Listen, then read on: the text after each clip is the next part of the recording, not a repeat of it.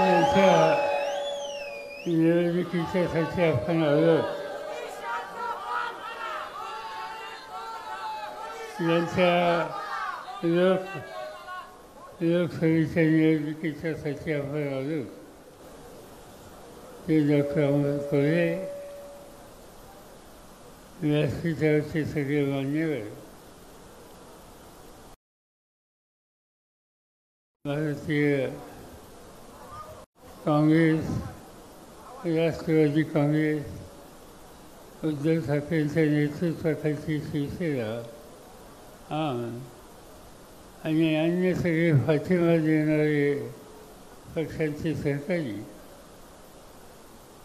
मोठ्या संख्येने उपस्थित असलेले आपण सगळे बंधू भगिनी, अनेकदा मी जिल्ह्यामध्ये येऊन गेलो.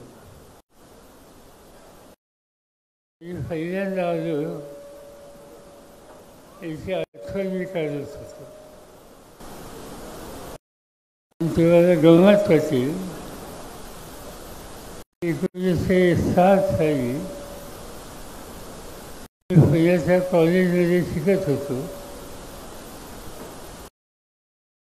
संत चव्हाणांच्याबद्दलचा प्रचंड आदर आम्हा तरुणांच्या मनामध्ये होता. संयुक्त महाराष्ट्राची चळवळ होती. हे मराठी राज्य व्हावं यासाठी अनेकांनी संघर्ष केला,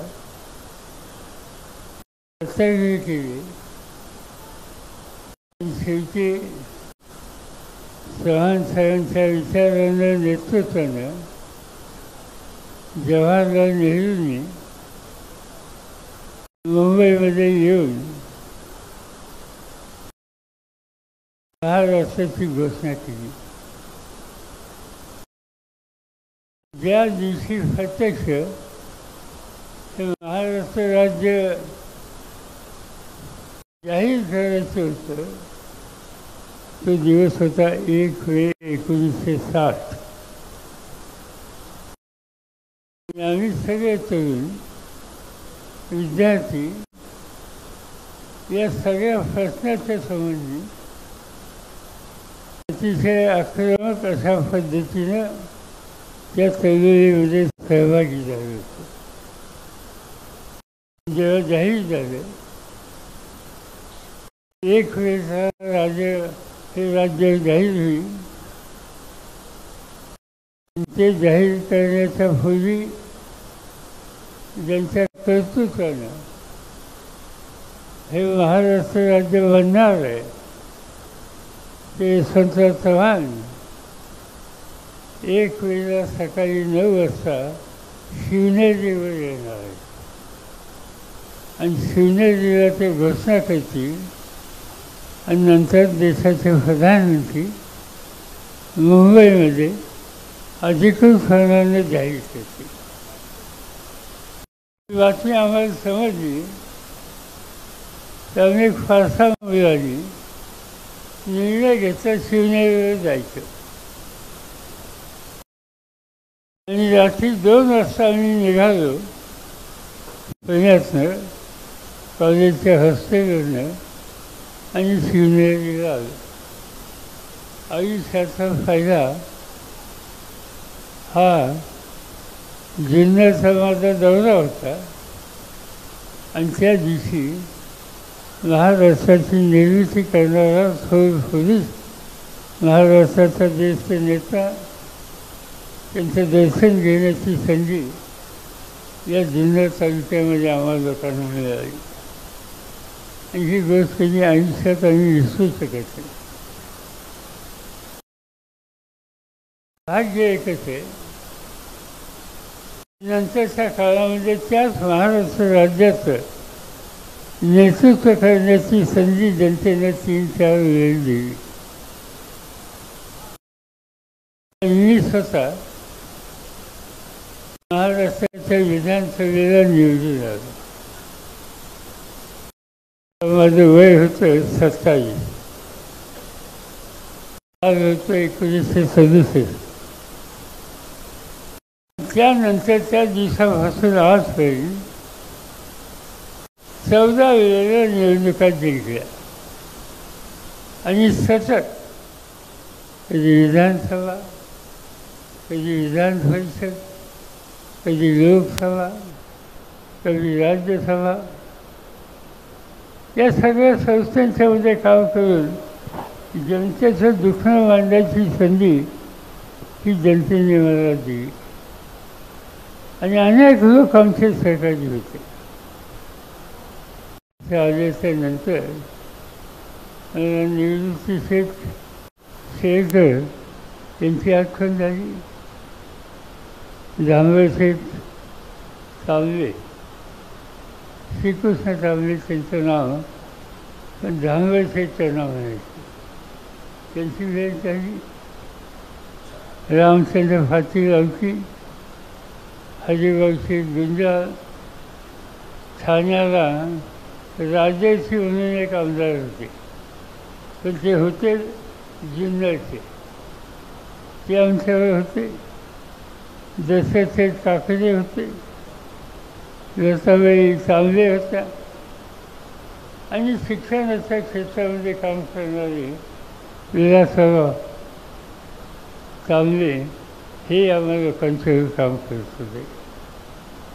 या सगळ्यांच्यावर काम करण्याची संधी मला स्वतःला मिळाली. हयात नाही त्यांचा उल्लेख या ठिकाणी केला.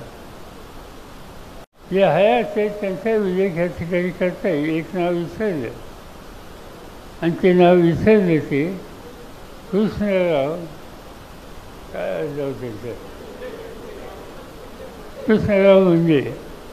या तालुक्याने आदिवासी समाजाचा आमदार हा मताने करून दिला आणि तेही आम्हाला लोकांचं त्या काळामध्ये असतं. आणि जिल्ह्यात आल्याच्या नंतर जुन्या आठवणी येतात, जुने कार्यक्रम आठवतात आणि अनेक गोष्टी आठवतात. जुन्नर मगाशी बोलत असताना जुनरी म्हणून उल्लेख केला. तशी जुनरी म्हणजे भाजी असते, ती काही साधेसुधे नसते. मला आठवतं आहे की धरणाच्या पूजेच्यासाठी यशवंतराव चव्हाण आले. आम्ही त्यांच्यावर आलो. पूजेच्यासाठी यशवंतरावजी बसले. त्यांच्या हातात ताट होतं. शेतकऱ्यांची जमीन त्या धरणाच्यासाठी घेतली होती. त्याचं नुकसान भरपाईचं काम राहिलं होतं. एक माऊली खाली उठली आणि यशवंतराव चव्हाणाच्या हातातलं ते ताट त्यांनी हिसकून घेतलं. माहिती आहे का कोणाला? त्या जुन्या लोकांना माहीत असतं.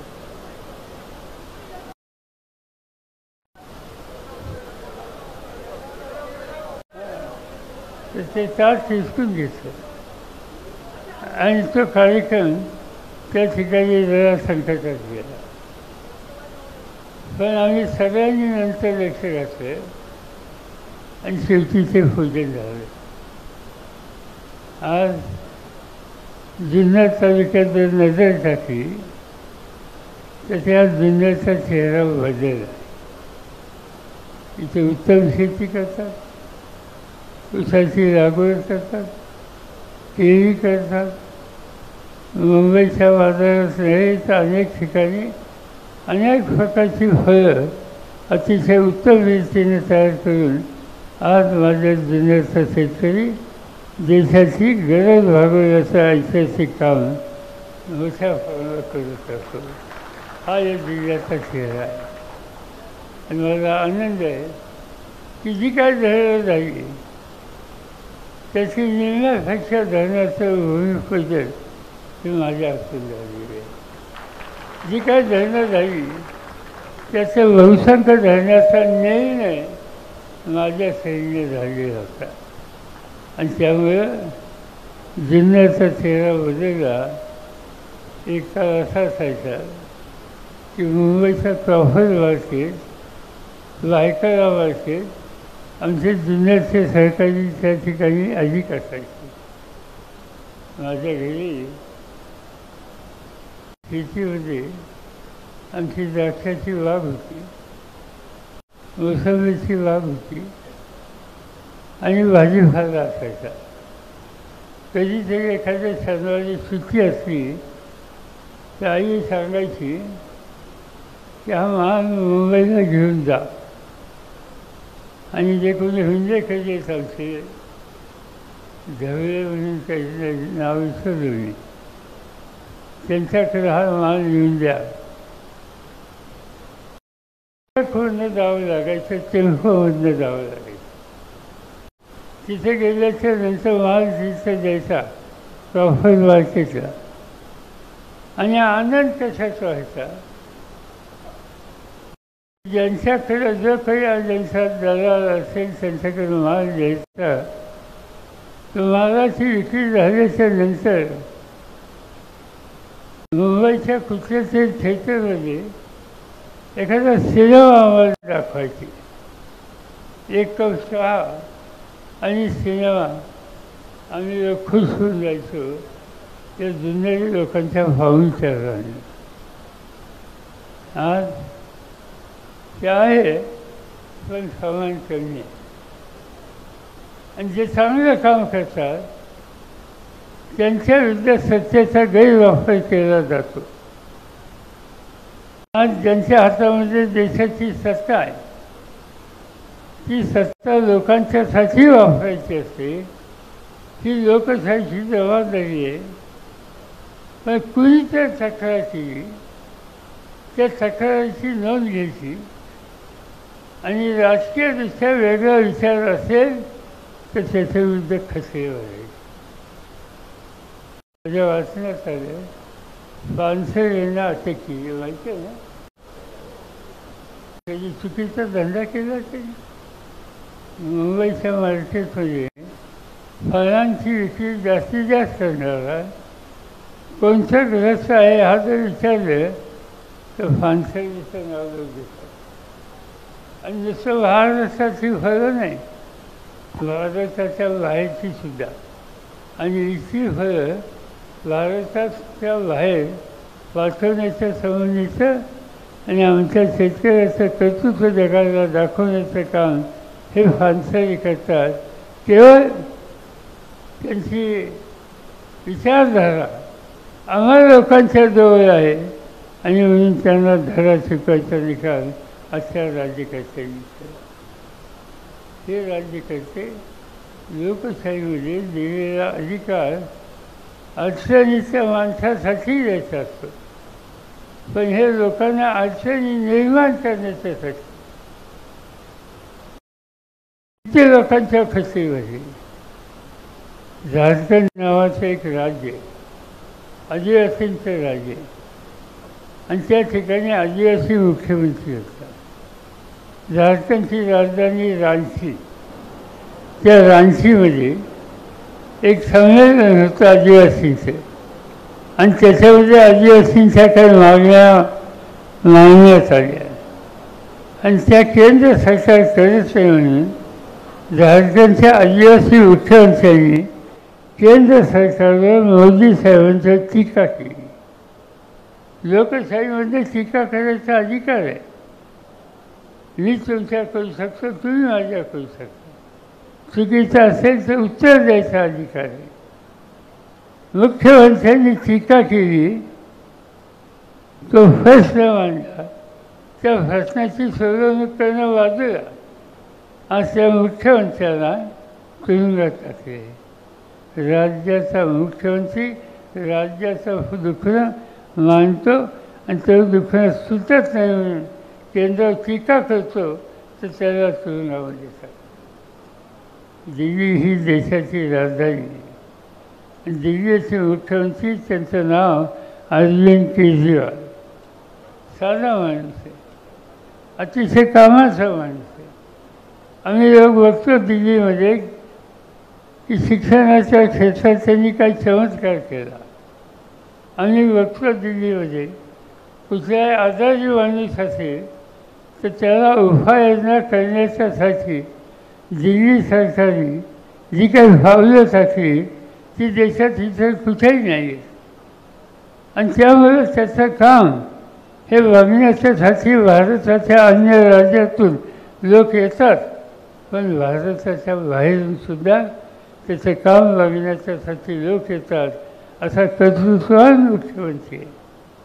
पण त्याचा एक स्वभाव आहे, स्पष्ट नाही की बोलायचं, स्पष्ट बोलायचं. आणि मोदी साहेबांचं एखाद दुसरं धोरण फसलं नाही, त्याच्यासाठी त्यांच्या टीका टिप्पणी केली. आज अरविंद केजरीवाल तुरुंगात आहे. देशाच्या राजधानीचा मुख्यमंत्री तुरुंगात. महाराष्ट्र हुकुमशाहीचा नाही, कुठं चालू आहे? दोन मुख्यमंत्र्यांना तुरुंगात टाकलं, त्यांच्या सहकार्यांना तुरुंग टाकलं. आणि काल प्रधानमंत्री करायला सांगत आहेत की ही जे ईडी वगैरे जे आहे त्याचा 1% मी वापर करत नाही. आणि 1% करत नसाल पण कुणाच्या विरुद्ध करता हे महत्त्वाचं आहे. जे राज्यकर्ते लोकांचे प्रतिनिधी आहेत, लोकांचा ज्यांचा विश्वास आहे, त्या लोकांना तुम्ही सत्तेचा गैरवापर करून तुरुंगात टाकत असाल तर 1% असो नाही तर आणखी काय असो, याचा अर्थ आहे की तुम्ही हुकुमशाहीच्या रस्त्यावर जायला लागले. आणि त्याचा परिणाम त्यांचा हल्ली माझ्या फार राग आहे. एकेकाळी त्यांनी भाषण केलं होतं, शरद पवारांच्या बोटाला धरून मी राजकारणात आलो, हे त्यांनी एकेकाळी सांगितलं होतं. आणि काल त्यांनी सांगितलं की महाराष्ट्रामध्ये एक अंतरात्मा आहे, तो आत्मा अस्वस्थ आहे. तो गेल्या 45 वर्ष महाराष्ट्रामध्ये अस्वस्थता निर्माण करतो आहे, सरकारही खराब करतो आहे, सरकारला अडचणीत आणतो आहे. आणि या आत्म्यापासून सुटका करून घ्यायची गरज आहे. ते म्हणजे त्यांचं भाषण मी वाचलं, ती वेळ घरी जाऊन तेही ऐकलं. आत्मा अस्वस्थ आहे, खरं आहे. तो अस्वस्थ स्वतःच्या स्वार्थासाठी नाही. माझ्या शेतकऱ्याच्या हिताचं दुखणं मांडायचं असेल तर त्यासाठी अस्वस्थ हा उचलला पाहिजे. आज संबंध देशामध्ये सामान्य माणसं हे महागाईनं संकटात आली, लोकांना संसार प्रपंच करणं अवघड झालं आणि त्या संबंधीची भूमिका मांडली आणि त्यासाठी अस्वस्थता दाखवली. तर 100 वेळेला ही अस्वस्थता मी दाखवल्याशिवाय स्वस्थ बसणार नाही. कारण अडचणीच्या माणसाचं दुखणं हे मान्य आणि त्याची सोडवणूक करण्याच्यासाठी प्रयत्न करणं हे महत्त्वाचं काम आणि केलं पाहिजे. हे संस्कार माझ्यासारख्यावर यशवंतराव चव्हाणांनी दिले आणि त्याच्याशी आम्ही कधी तडजोड करणार नाही. महागाई वाढली नाही.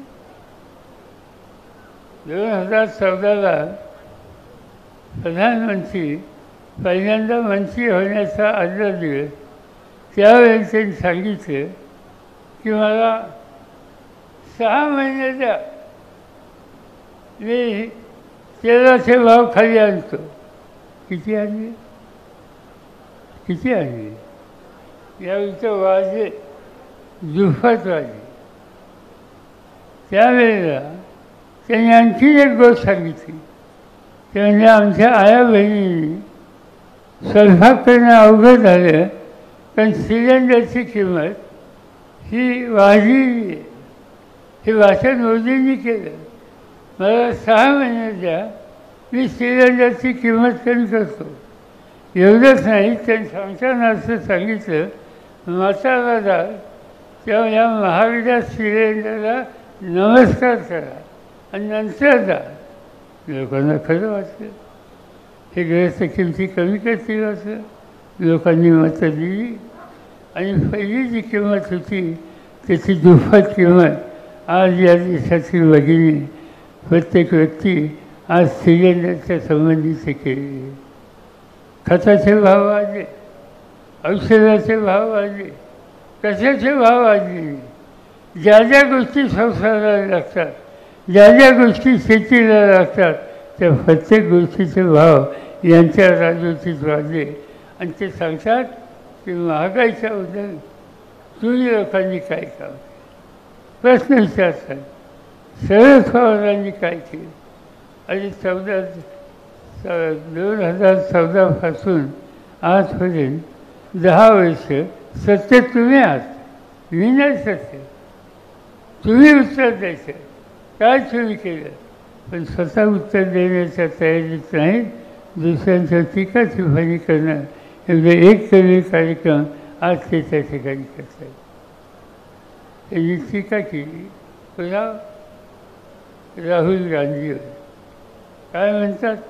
शहाजादे. त्यांचा उल्लेख शहाजादे म्हणून करतात. हे शहाजादे क्या करेंगे, कैसे करेंगे असं बोलतात त्यांच्यासमोर. प्रधानमंत्र्यांना काहीतरी वाचलं पाहिजे.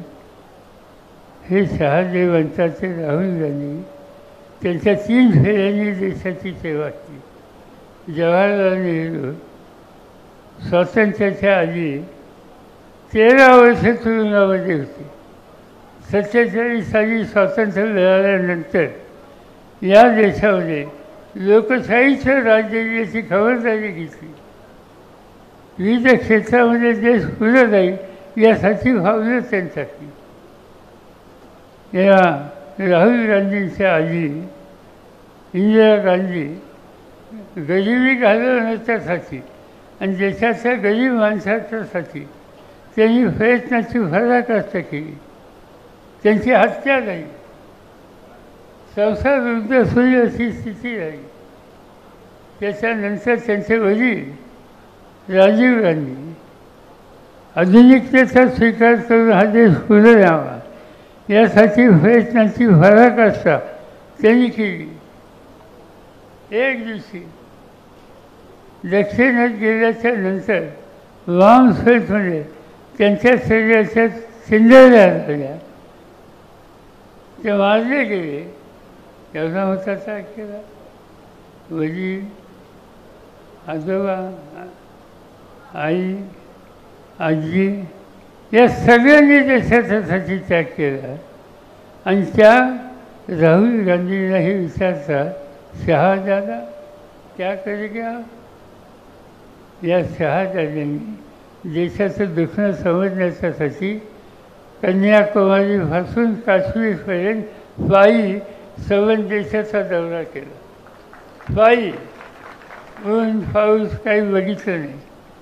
आणि बघितलं काय, जाताना रस्त्याने शेतकऱ्यांना भेट, तरुणांना भेट, आया बहिणींना भेट, त्यांचं दुखणं समजून घे आणि उद्याचं देशाचं संकट हे दूर करण्याच्यासाठी काही ठोस निर्णय घेतले पाहिजेत याबद्दलचा अभ्यास या तरुण माणसाने या वयात केला. त्याचं कौतुक करणं सोडा तर त्याला शहाजादा म्हणून त्याची टिंगल करण्याची भूमिका देशाचे प्रधानमंत्री करतात. प्रधानमंत्री पद हे अत्यंत महत्त्वाचं पद असतं. ते देशाचं पद असतं.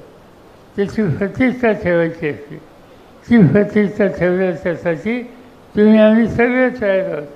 पण त्या पदावर बसलेली व्यक्ती खोट्या गोष्टी सांगत असते, चुकीच्या गोष्टी मांडत असते, चुकीच्या पद्धतीने टीका टिप्पणी करत असते आणि देशाचे महत्त्वाचे प्रश्न सोडवण्याच्यासाठी सत्ता वापरायची असते याचं त्यांना विस्मरण होत असेल तर अशांच्या हातातून सत्ता काढणं हा निकाल तुम्हाला मला घ्यावा लागेल.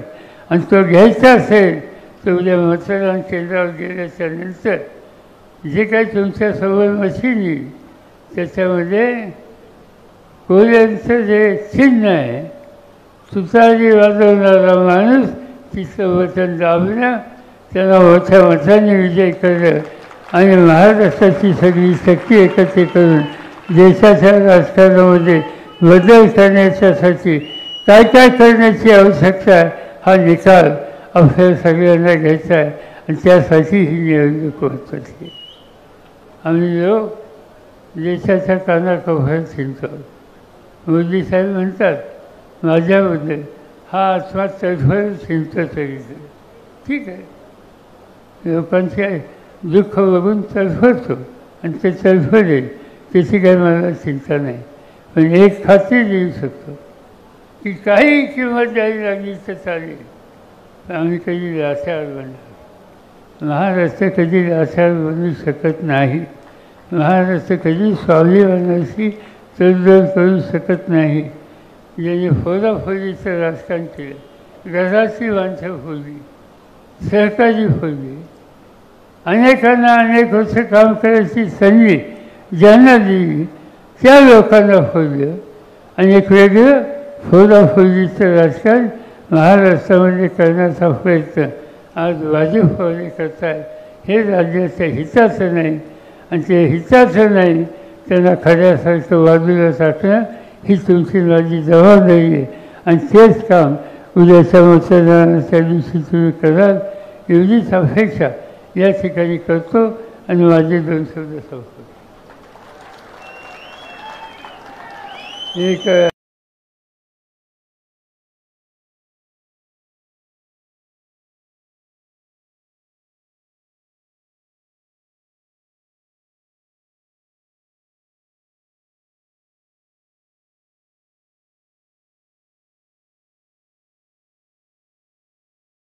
जात आहे आणि त्याच्यावर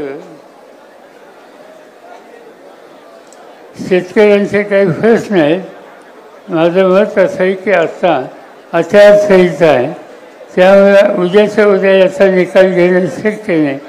पण मी व्यक्तीच्या याच्यात चर्चा घालेल आणि लोकांची सुटका करेल. आभारी. यानंतर लगेचच आभार व्यक्त करतील आदरणीय सत्यशील दादा शेरकर.